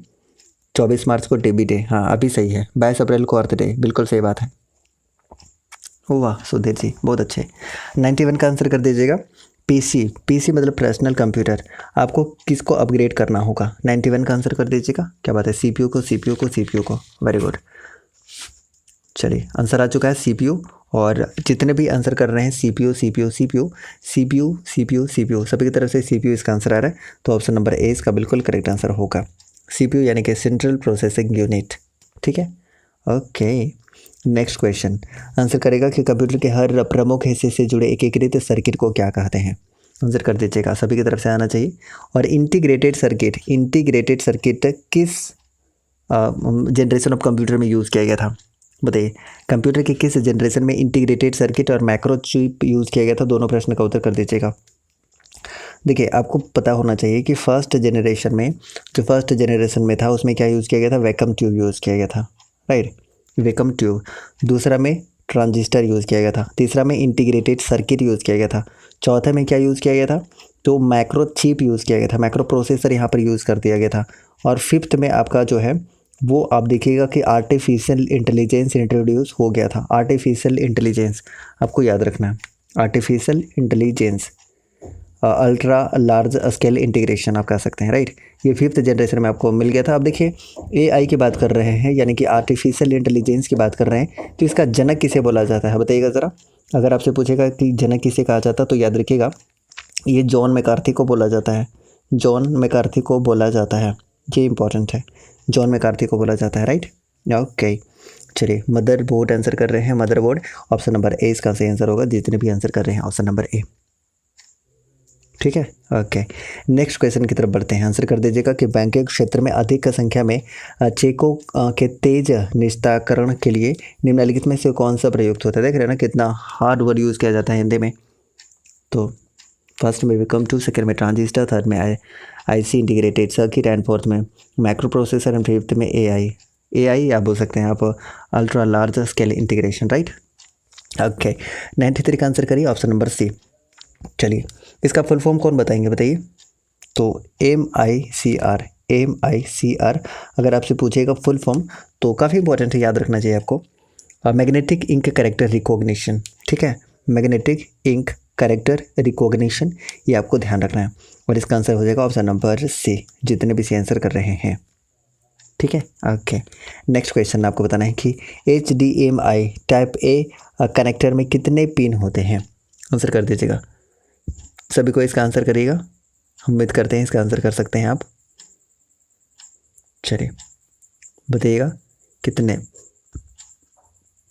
Option number B 19 pin connect कर सकते हैं। HDMI टाइप ए कनेक्टर में कितने पिन होते हैं? तो 19 पिन होते हैं, ये आपको ध्यान रखना है, राइट। ऑप्शन नंबर क्या होगा? ऑप्शन नंबर 20 का आंसर हो जाएगा। अगला क्वेश्चन आपके सामने है, 95 का आंसर कर दीजिएगा कि निम्नलिखित में से कौन सा DVD का पूर्ण रूप है? DVD का पूर्ण रूप क्या है, ये आप आंसर कर दीजिएगा। क्वेश्चन नंबर 95 का आंसर करेगा DVD, यानी कि डिजिटल वर्सेटाइल डिजिट, क्या बात है, डिस्क। याद रखिएगा फुल फॉर्म अगर आपसे पूछ लेगा तो याद रखिएगा वर्सेटाइल या फिर डिजिटल वीडियो डिस्क आप कह सकते हैं, ये आपको ध्यान रखना है। बताइए इसका आंसर क्या होगा? Very good, option number B. तो जितने भी आंसर कर रहे हैं डिजिटल बहुमुखी डिस्क, समझ रहे हैं, बहुमुखी यानी कि आप वर्सेटाइल बोल सकते हैं, या कहीं कहीं आपको वीडियो भी देखने को मिलेगा, वीडियो, राइट। तो ऑप्शन नंबर 20 का आंसर कर सकते हैं। हमने बता दिया है आपको कि डिजिटल वर्सेटाइल या डिजिटल वीडियो डिस्क आप ऐसा कह सकते हैं, तो दोनों ही इसका फुल फॉर्म होता है, जो कि optical disk storage media format में ये होता है, ये आपको पता होना चाहिए। कार्य क्या होगा इसको, किसी को मतलब डेटा स्टोर करना इसका मुख्य कार्य होता है। इनमें से कौन सा मोबाइल ऑपरेटिंग सिस्टम यानी कि प्रचालन तंत्र है? ऑपरेटिंग सिस्टम आप जानते हैं, कौन सा नहीं है ये आपको बताना है। बताइए कौन सा नहीं है, बताइए। देखिए मोबाइल में तो एंड्रॉयड यूज़ करते हैं, सेम्बियन तो यूज़ करते हैं, फेरेडा और बाडा में आपको कन्फ्यूजन हो सकता है, राइट। तो बाडा इसका आंसर है नहीं, तो ऑप्शन नंबर सी इस प्रश्न का उत्तर होगा। ठीक है, तो हो जाएगा ऑप्शन नंबर सी इसका आंसर हो जाएगा।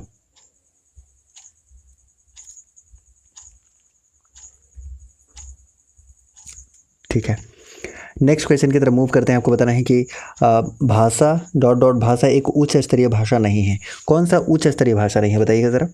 देखिए पास्कल तो है, जावा भी है, सी भी है, असेंबली नहीं है, ये उच्च स्तरीय भाषा नहीं है।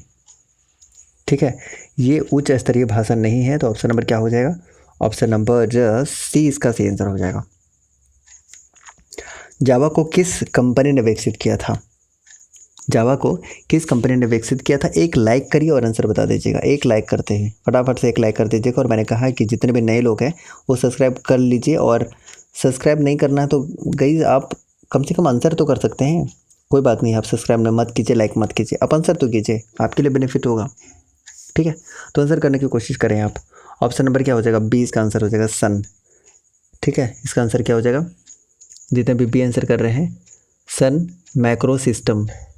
ठीक है, नाम क्या था, तो जेम्स गॉसलिंग द्वारा, नोट कर लीजिएगा, मैं लिख दे रहा हूँ, बहुत इंपॉर्टेंट है। किसके द्वारा, तो जेम्स गॉसलिंग के द्वारा, मैं नाम लिख दे रहा हूँ, नोट कर लीजिएगा, बहुत ही इंपॉर्टेंट है। ठीक है, जावा को किस कंपनी के द्वारा, तो याद रखिएगा सन माइक्रोसिस्ट सिस्टम के द्वारा। सन माइक्रो सिस्टम पूरा नाम है। कब किया गया था, तो 1995 में विकसित किया गया था, ये इंपॉर्टेंट है, बी ऑप्शन हो जाएगा। बता दीजिएगा कि 1 मिलियन बाइट लगभग होते हैं। 1 मिलियन बाइट होते हैं, बाइट आप जानते हैं, बाइट से भी होता है छोटा बीट, बीट मतलब होता है बाइनरी डिजिट, आपको याद रखना। चलिए आंसर कर दीजिएगा। अच्छा, ये कह रही हैं कि सर एक बार लाइक करते हैं और 2 बार लाइक कर देते हो तो हट जाता है, तो तीसरा बार कर दीजिए। भैया जो लाइक नहीं किया उनको करना रहता है ना। ऑप्शन नंबर सी मेगाबाइट इसका आंसर हो जाएगा, मेगाबाइट। मेगाबाइट यानी कि 2 to the power 10 kilobyte, kilobyte आप कह सकते हैं, KB। ठीक है, आंसर क्या हो जाएगा, मेगाबाइट। ऑप्शन नंबर सी हो जाएगा, आपको पता होना चाहिए। हाँ, मेगाबाइट इसका आंसर हो जाएगा जितने भी कर रहे हैं। नेक्स्ट क्वेश्चन आंसर कर दीजिएगा। आपको बताना है कि निम्न में से किसका प्रयोग पूरे शहर के कंप्यूटरों को कनेक्ट करने के लिए किया जाता है। आंसर कर दीजिएगा। आपको आंसर करना है। देखिए सैन तो कुछ होता नहीं है, तो सैन को थोड़ा सा साइड करते हैं। वैन होता है वाइड एरिया नेटवर्क, लैन होता है लोकल एरिया नेटवर्क, मैन होता है मेट्रोपॉलिटन एरिया नेटवर्क, और आपको एक और देखने को मिलेगा पैन। इसका फुल फॉर्म क्या होता है ये बता दीजिए। वैन देखने को मिलता है कि वैन, वैन वैन क्या, इसका फुल फॉर्म क्या होता है ये बता दीजिएगा। Man, van. अच्छा आप ये बता दीजिएगा कि जो ATM आपको देखने को मिलता है, ATM किसका एग्जाम्पल है। ऑटोमेटेड टेलर मशीन जो आप देखते हैं ये किसका एग्जाम्पल है, आप बताना है। मैं 3 ऑप्शन देता हूँ आपको, वैन, लैन, मैन, ये तीनों में किसका एग्जाम्पल है ATM। आंसर करिए आप। 10 का आंसर हो जाएगा wide area network. Option number 20 प्रश्न का उत्तर होगा। जितने भी आंसर कर रहे हैं wide area network should be correct answer, right. और यही आपको ATM में भी देखने को मिल जाएगा। ATM में आपको यही देखने को मिलता है, ठीक है, metropolitan area network, okay, wide area network, okay. Next question का उत्तर करिएगा। आपको बताना है कि इनक्रिप्टेड डेटा को वापस करके मूल रूप में बदलने के लिए उपयोग की जाने वाली तकनीक को क्या कहा जाता है। 101 का सही आंसर करने की कोशिश करेगा। पर्सनल एरिया नेटवर्क, अच्छा ATM, हाँ ATM जो ना वैन में ATM यूज़ किया जाता है, मतलब जो ATM जिस सिद्धांत पे काम करता है वो ATM से, ये आप समझ लीजिए। सिद्धांत नहीं बोलेंगे, आप समझ सकते हैं मैं क्या करना चाह रहा हूँ। बताइएगा 101 का आंसर करिए। ऑप्शन नंबर A हो जाएगा, राइट। डिस्क्रिप्शन, इनक्रिप्टेड का क्या हो जाएगा, डिस्क्रिप्शन हो जाएगा। ऑप्शन नंबर A, नाम से पता चल रहा है उल्टा यही होगा, ठीक है, ओके।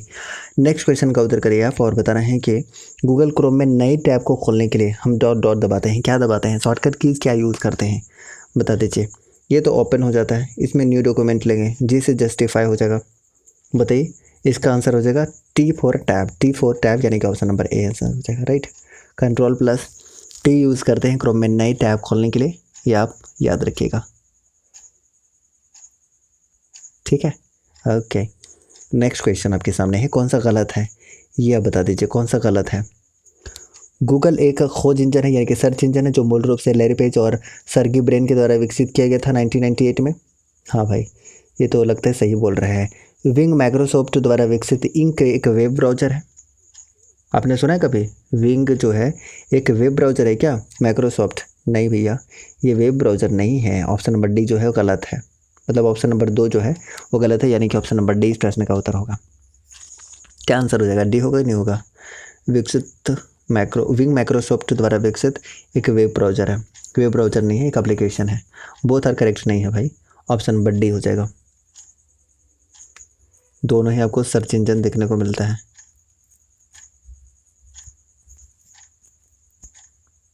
केवल एक सही है, कौन सा गलत है ये बताना था ना, कौन सा गलत है ये तो देखिए, कौन सा गलत है भैया।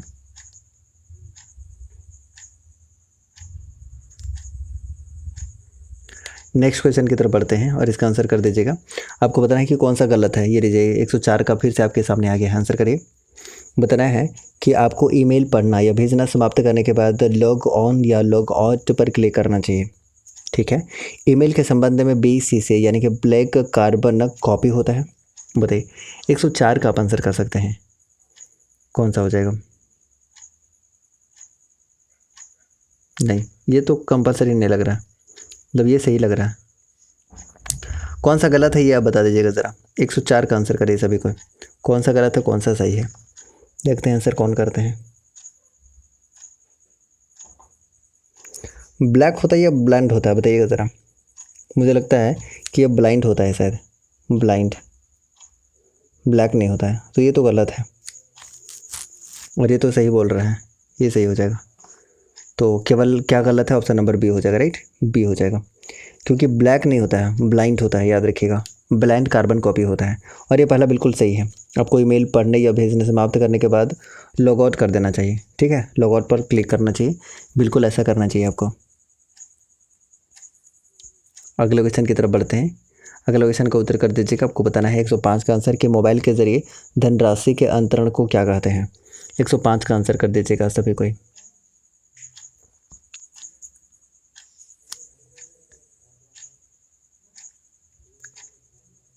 कौन सा क्वेश्चन था? इस क्वेश्चन में थोड़ा सा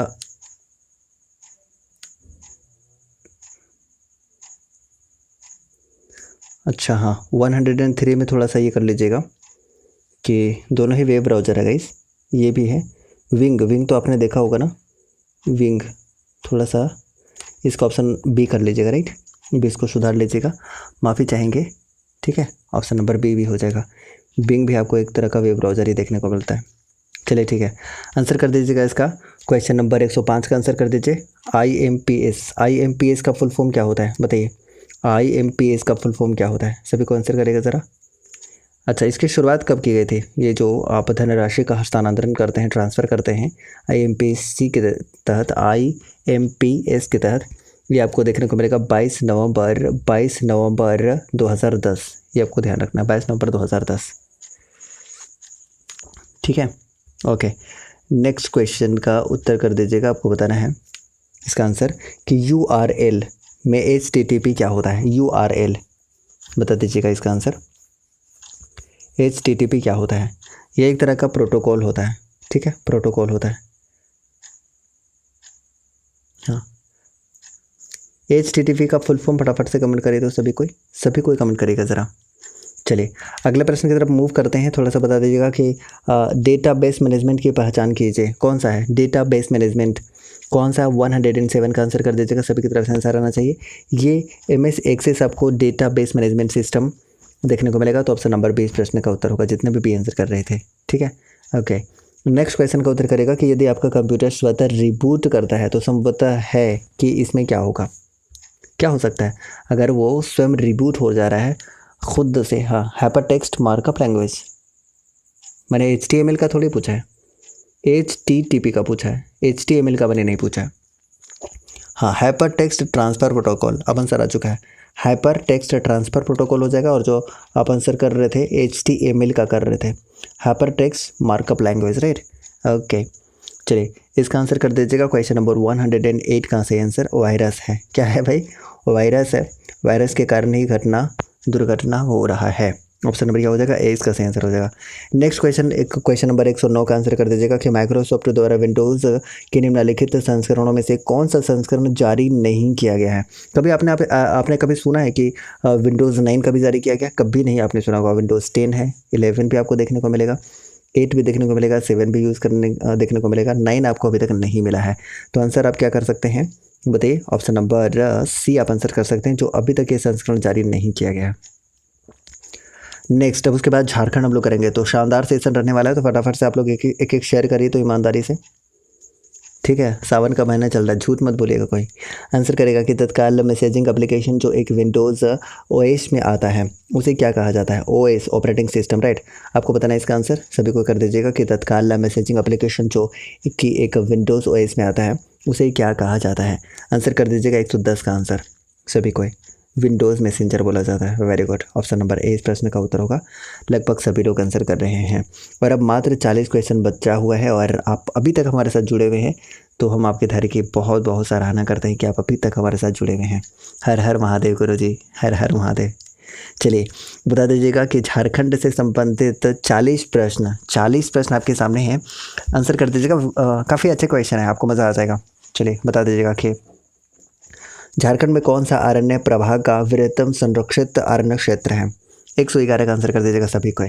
वेरी वेरी इंपॉर्टेंट क्वेश्चन, कौन सा है बताइए? सबसे ज़्यादा आपको वृहत्तम संरक्षित क्षेत्र कौन सा देखने को मिलेगा? मैं बस इतना हिंट कर सकता हूँ कि ये पश्चिमी सिंहभूम में है, पश्चिमी सिंहभूम में है। अब इसका आंसर कर दीजिएगा मेरे टेलीग्राम में।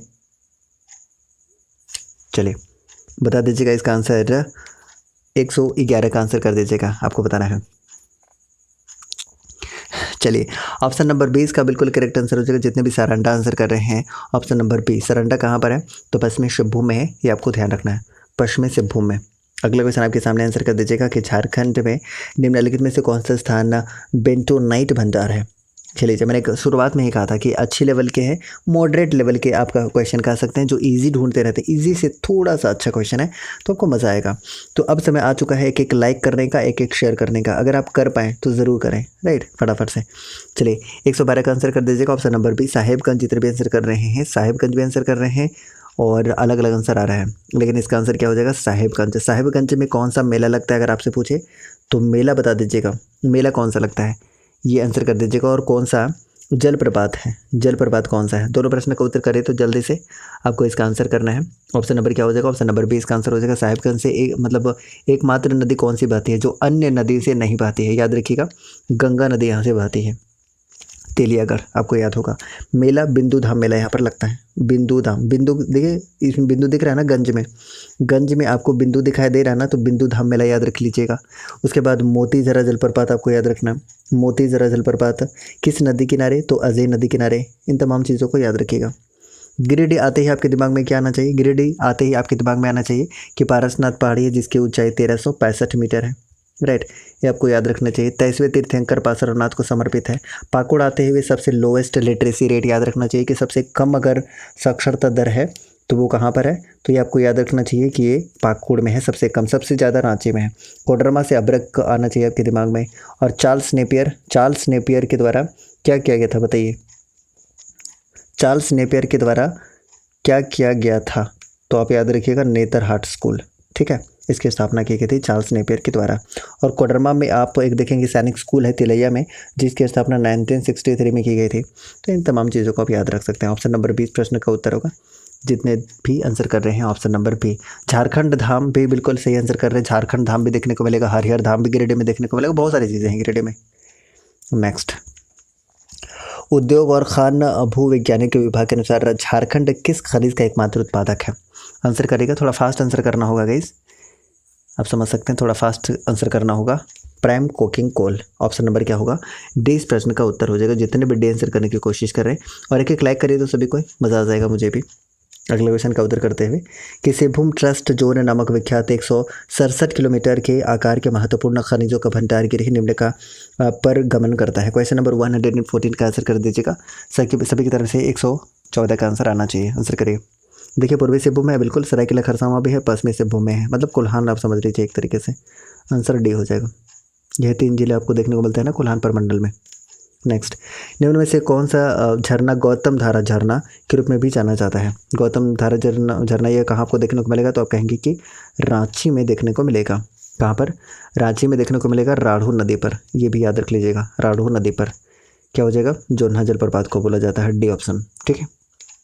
नेक्स्ट, कौन सा सुमेलित नहीं है ये बता दीजिएगा ज़रा। 116 का आंसर कर दीजिएगा, सभी की तरफ से आंसर आना चाहिए। बताइए। ऑप्शन नंबर डी जो है वो सुमेलित नहीं है। हैदराबाद इंडस्ट्रीज़ ये पूर्वी सिंहभूम में नहीं है तो पर फिर कहाँ पर है? तो जैसी डी देवघर में है, याद रखिएगा। जैसी डी देवघर में आपको देखने को मिलेगा, देवघर। हर हर महादेव कमेंट बॉक्स में लिख दीजिए सब कोई। अगला क्वेश्चन का उत्तर करते हुए, अमृत मिशन झारखंड के किस जिले से संबंधित नहीं है? बताइए। दुमका नहीं है, बाकी सारे देखने को आपको मिल जाएगा। रविंद्रनाथ टैगोर के संबंध में निम्न में से कौन सा कथन असत्य है? असत्य कथन का आंसर कर दीजिएगा एक बार सभी कोई, बताइएगा। रविंद्रनाथ टैगोर कौन सा असत्य है?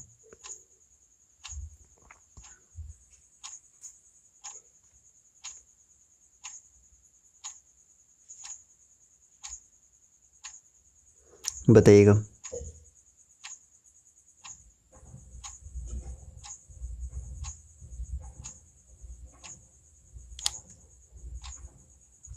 एक 118 का आंसर करिए सभी कोई। Option number A, option number A. Option number D भी आंसर कर रहे हैं। ऑप्शन नंबर ए हो जाएगा ना। इन्होंने संत कोलंबा महाविद्यालय से उच्च शिक्षा प्राप्त नहीं की थी, इंग्लैंड से की थी, याद रखिएगा, इंग्लैंड से की थी। ठीक है, ऑप्शन ए हो जाएगा इसका आंसर। नेक्स्ट, भारत छोड़ो आंदोलन के दौरान हजारीबाग के किस नेता को छात्रों ने पुलिस हिरासत से छुड़ा लिया था? आंसर करिए ज़रा जल्दी से। ये हो जाएगा क्या, बताइए। ये कब की बात है? तो 12 अगस्त 1942 की बात है। ऑप्शन नंबर क्या हो जाएगा? ऑप्शन नंबर डी इस प्रश्न का उत्तर होगा, सरस्वती देवी, डी ऑप्शन। 120 का आंसर करिए ज़रा सभी कोई। कौन सा असत्य है? असत्य बताना है आपको। अच्छे क्वेश्चन है, पहले मैंने आपको बताया है। ठीक है, और आपको पता होना चाहिए कि मेरा नेट खत्म होने वाला है, 90% जा चुका है। तो कभी भी अगर बफरिंग होना शुरू हो जाता तो समझ जाइएगा कि नेट खत्म हो गया है। कोलंबस से हम पढ़े हैं, कोलंबस से मैंने भी पढ़ा किया है, कोलंबस से। संत कोलंबा महाविद्यालय का मैं भी छात्र रहा हूँ। बताइए इसका आंसर। देखिए, डी ऑप्शन गलत है, बाकी सारे ऑप्शन तो आपने पढ़ ही लिया होगा, तो डी ऑप्शन इसका आंसर आ रहा है, इसलिए मुझे थोड़ा सा फास्ट चलना पड़ रहा है। बताइएगा कि बृहदवंशी जरासंध अपने शत्रुओं को बंदी बनाकर कहाँ के जंगलों में छोड़ देता था? झारखंड के जंगलों में। झारखंड पड़ रहा है तो झारखंड ही होगा, जाहिर सी बात है, राइट। तिलका आंदोलन की अवधि क्या हो सकती है? तो 83-85 में फांसी दी गई थी ना भागलपुर में, आपको ये पता है, तिलका मांझी को। 84 में क्लीवलैंड को तीर से मारकर हत्या कर दिया था। हो विद्रोह तो हमने शुरुआत में ही आपको बताया था, तो मुझे नहीं लगता कि इसमें कुछ बताने की जरूरत है। आदिवासी महासभा, ये भी ये जानते हैं कि गठन कब किया गया था, बताइए। 124 का आंसर करिए, सभी को जानते हैं। 1938 में थियोडोर सोरेन के द्वारा, 1939 में जयपाल सिंह मुंडा इसमें क्या बनाए गए थे? अध्यक्ष बनाए गए थे, ये भी आपको पता है। झारखंड पार्टी की स्थापना 1950 में, राइट। नेक्स्ट, 1952 में एकीकृत बिहार विधानसभा चुनाव में झारखंड पार्टी को कितनी सीटें मिली थी? ये तो कई बार हम लोग डिस्कस कर चुके हैं। मुर्गा छाप इसका क्या था? मुर्गा छाप, पता है ना। स्थापना 1950 ईस्वी में। क्या हुआ था? 63 में विलय हो गया था कांग्रेस में। इन तमाम चीज़ों को याद रखिएगा। 25 का आंसर हो जाएगा, 32 सीटें मिली थी, सी ऑप्शन, 32 सीटें मिली थी। नेक्स्ट, छोटा नागपुर शैली की कला को किस प्रसिद्ध कलाकार द्वारा प्रोत्साहित किया गया था? कला आते ही आपके दिमाग में क्या आना चाहिए, बताइए। आपके दिमाग में तुरंत आना चाहिए हरेन ठाकुर, कई बार हमने बताया आपको। ठीक है, कौन सा मंदिर भूमि और धरती के जनजातीय देवता को समर्पित है? वेरी वेरी इंपॉर्टेंट क्वेश्चन, और मुझे ऐसा लगता है कि वो धनबाद में है, अगर हम गलत नहीं हैं। बुफोर मंदिर, याद आ रहा है? धनबाद में है बी ऑप्शन। बताइएगा कि झारखंड धातु कार्य करने वाले श्रमिकों के लिए प्रसिद्ध जो शानदार डिजाइनों के लिए सुंदर चौड़े कंगन बनाते हैं, जिन्हें डॉट डॉट कहा जाता है, क्या कहा जाता है?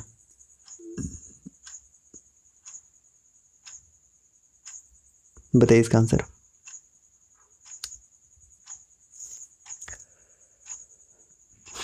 वन 128 का आंसर ए हो जाएगा, चूर, चूर बोला जाता है, ये ऑप्शन। उरांव, जो कि झारखंड की दूसरी सबसे बड़ी जनजाति है, प्रधान मुखिया कौन होता है? धूमकुरिया इसका क्या है, युवागृह आपको पता है। मुखिया कौन होता है बताइए, आंसर करिए इसका। 129 का आंसर करिए, मुखिया कौन होता है।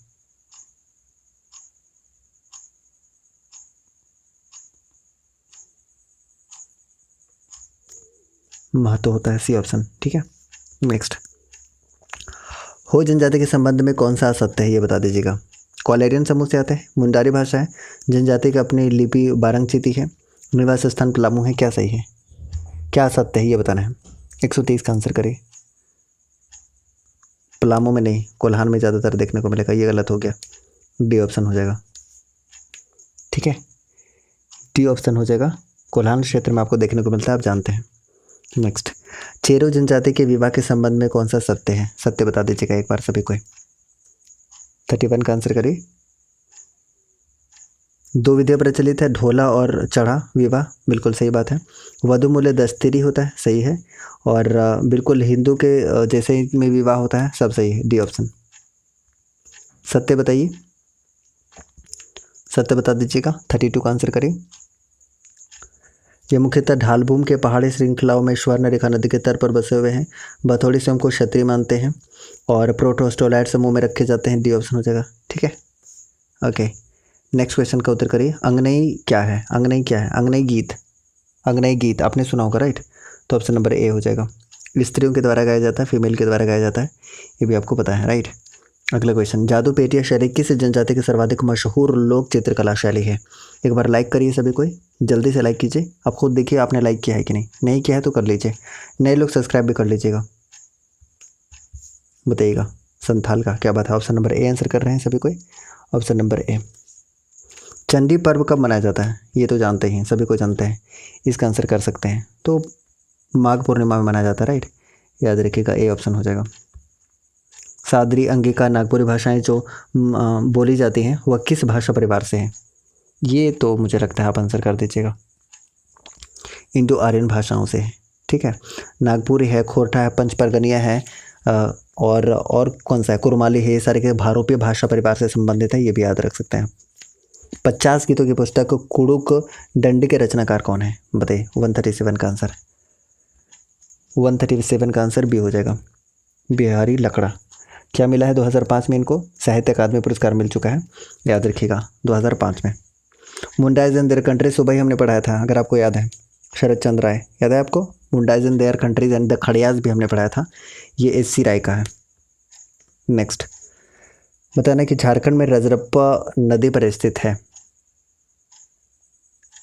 बताइए। झारखंड में रजरप्पा जो है, रजरप्पा किस नदी पर स्थित है, रजरप्पा कहाँ पर है, रामगढ़ में, किस नदी पर है, दामोदर और भैरवी के संगम में। भैरवी को ही क्या बोला जाता है, बताइए। भैरवी को किस नाम से और जाना जाता है, भेड़ा नदी के नाम से, ठीक है। सिमडेगा जिले के साथ निम्न में से किस राज्य की सीमाएं स्पर्श करती हैं, ये आप आंसर कर सकते हैं। सिमडेगा किस राज्य के साथ करेंगे, इधर वाला कोना में देखते हैं ना, सिमडेगा बता दीजिए। 140 का आंसर करें, डी ऑप्शन, उड़ीसा और छत्तीसगढ़ में, ठीक है। ओके, बताइएगा कि किस मंदिर में हिमाचल के ज्वाला जी मंदिर से लाकर अखंड ज्योति स्थापित करने की मान्यता है, आंसर करिए इसका। थोड़ा फास्ट जरूर है लेकिन क्या कीजिएगा, करना पड़ता है कभी कभी। शक्ति मंदिर धनबाद, ऑप्शन ए। झारखंड सरकार ने बालिकाओं के ड्रॉप आउट को रोकने के लिए, यानी कि ड्रॉप आउट रेट को कम करने की कौन सी योजना बनाई थी, ये भी हमने बहुत ही अच्छे तरीके से आपको बताया था। 15 नवंबर 2015 को स्टार्ट किया गया था, मुख्यमंत्री विद्या लक्ष्मी, बी ऑप्शन। गोकुल ग्राम योजना 2002 का है, लेकिन कब का है, 1 अप्रैल का है, याद आ रहा है आपको, याद आ रहा होगा, तो ए ऑप्शन हो जाएगा। बताइए, स्वर्ण पदक किसने जीता था 2010 में, ये बता दीजिएगा। तो दीपिका कुमारी, आप तो जानते ही हैं, मुझे नहीं लगता है कि इसमें किसी को डाउट होना चाहिए। बता दीजिएगा कि 1857 के दौरान ना संथाल विद्रोहियों से किसने संपर्क कर उन्हें विद्रोह के लिए प्रेरित किया था, कौन विद्रोह के लिए प्रेरित किए थे, बताइए। 1857 के विद्रोह के दौरान संथाल विद्रोहियों से किसने संपर्क कर उन्हें विद्रोह के लिए प्रेरित किया था, सही आंसर है option number B, Sheikh Bhikhari, B option हो जाएगा। कब फांसी दी गई थी, बताइए। 58 में, 8 जनवरी को, झारखंड आंदोलन के अग्रणी नेता देशम गुरु, जो कि शिबू सोरेन को बोला जाता है, आपको पता है, का जन्म कब हुआ था ये बता दीजिएगा। देशम गुरु 3 बार सीएम रह चुके हैं, पता है आपको। अभी राज्यसभा के सदस्य हैं। सी ऑप्शन 42 में। कहाँ? नेमरा रामगढ़ में, राइट, नेमरा रामगढ़ में, याद रखिएगा, ठीक। सी ऑप्शन हो जाएगा। नेक्स्ट, ललित मोहन राय, आपने ज़रूर सुना होगा, जो कि चित्रकला के लिए काफ़ी फेमस है, बता दीजिएगा कि ललित मोहन राय ने 1967 में किस देश के तत्कालीन राष्ट्रपति को उनकी रेखा चित्र भेजा था, जिस पर उन्हें बधाई पत्र भी भेजा गया था। आंसर करें 147 का, America, option number A. Next question, ऊर्जा गंगा जगदीशपुर हल्दिया गैस पाइपलाइन झारखंड के किस जिले से नहीं गुजरेगी? धनबाद, बोकारो और पूर्वी सिंहभूम हो जाएगा, डी इसका सही आंसर हो जाएगा, यहाँ से नहीं गुजरेगी। बजट 2023-22 से 23 में सिंचाई सुविधा उपलब्ध कराने हेतु किस जिले में मसलिया रानेश्वर मेगा लिफ्ट योजना की स्वीकृति दी गई है? बताइए 149 का आंसर। दुमका में दी गई, याद रखिएगा, बी ऑप्शन हो जाएगा। चलिए अगला क्वेश्चन आपके सामने है कि झारखंड के चाकुरिया प्रखंड के रहने वाले शोभा हांसदा को उसके संथाली भाषा में लिखी गई बाल साहित्य हाली मोन के लिए निम्न में से किस पुरस्कार से सम्मानित किया गया था? ये बताइए, इंपॉर्टेंट प्रश्न है, आंसर करिए। क्या नाम है कृति का? तो ये याद रखने लायक है, हाली मोन, बहुत इंपॉर्टेंट है। मैं हाईलाइट कर दूं क्या? ये लीजिए, हाली मोन, ये वाला, ठीक है। आंसर करिए, क्या बात है, 150 का बी हो जाएगा। बाल साहित्य पुरस्कार 2021, ऑप्शन नंबर बी, बाल साहित्य पुरस्कार, ऑप्शन नंबर बी।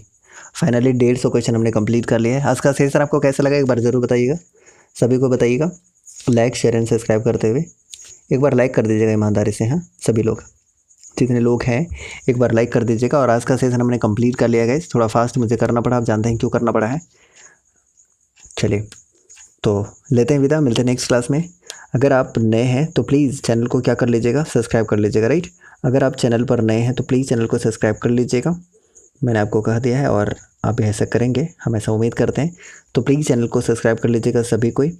और अगर आप लाइक नहीं करते हैं तो लाइक करिए, आदत बनाइए कम से कम। हैप्पी स्टडी जोन को तो लाइक कर ही सकते हैं, आपके लिए पूरे तहे दिल से समर्पित है। तो हम उम्मीद करते हैं कि हालीमोन, हाँ ठीक है, तो हम उम्मीद करते हैं कि आप लाइक कर दीजिएगा। शेयर करने में तो आपको हम भारत रत्न के लिए नॉमिनेट करने वाले हैं, जितने लोग हैं, किसी न किसी साल तो मिल ही जाएगा, ठीक है। तो भारत रत्न के लिए आपको नॉमिनेट किया जा सकता है और किसी न किसी साल आपको मिल जाएगा भारत रत्न, ठीक है जी। राम राम गुरु जी, राम राम। ओहो, अविनाश तो ले दे के पढ़ ही गए, विंग नहीं बिंग, अच्छा विंग नहीं बिंग, ठीक है भैया, बिंग लीजिए, मैंने अपनी गलती मान ली, ठीक है। शानदार, ज़बरदस्त, जिंदाबाद। Thank you everyone. सर आप तो इतना स्पीड 390 कर देते हैं। हाँ कभी कभी करना पड़ता है ना, मैंने बताया ना कि बहुत कम मेरे पास डेटा बचा हुआ था, अब ख़त्म होने ही वाला है। मुझे लगता है कि 2-4 सेकेंड और भी चले, तो फटाफट से एक लाइक शेयर एंड सब्सक्राइब कर दीजिएगा। मिलते हैं नेक्स्ट क्लास में, तब तक के लिए गुड नाइट, जय हिंद, बाय बाय, हर हर महादेव, ठीक है। मिलते हैं नेक्स्ट क्लास में guys, okay, good night everyone. हाँ पीडीएफ, देखिए पीडीएफ के लिए बहुत लोग पूछते रहते हैं, पीडीएफ कहाँ से मिलेगा? पीडीएफ मिलेगा टेलीग्राम में, पीडीएफ आपको टेलीग्राम में मिल जाएगा। तो पीडीएफ के लिए आप टेलीग्राम ज़रूर ज्वाइन कर लीजिएगा, पीडीएफ के लिए, ठीक है। साथ ही साथ अगर आप खोरठा क्लास देखते हैं तो आपको पता होना चाहिए कि खोरठा क्लास आपको कहाँ पर देखने को मिलेगा, तो 5 बजे PM में आपको देखने को मिल जाएगा। साथ ही साथ और भी अगर आप खोरठा क्लास देखना चाहते हैं तो जोहार एडू कैंपस भी आप देख सकते हैं, काफ़ी ज़बरदस्त है। यहाँ भी रमेश पांडे सर पढ़ाते हैं, काफ़ी बढ़िया, मतलब वहाँ भी कंटेंट आपको देखने को मिलेगा। तो आप यहाँ भी जा सकते हैं और अच्छे से क्या कर सकते हैं, अवेल कर सकते हैं खोरठा अगर आप पढ़ते हैं तो, ठीक है। चलिए लेते हैं विदा, मिलते हैं नेक्स्ट क्लास में, तब तक के लिए जय हिंद, बाय बाय, गुड नाइट।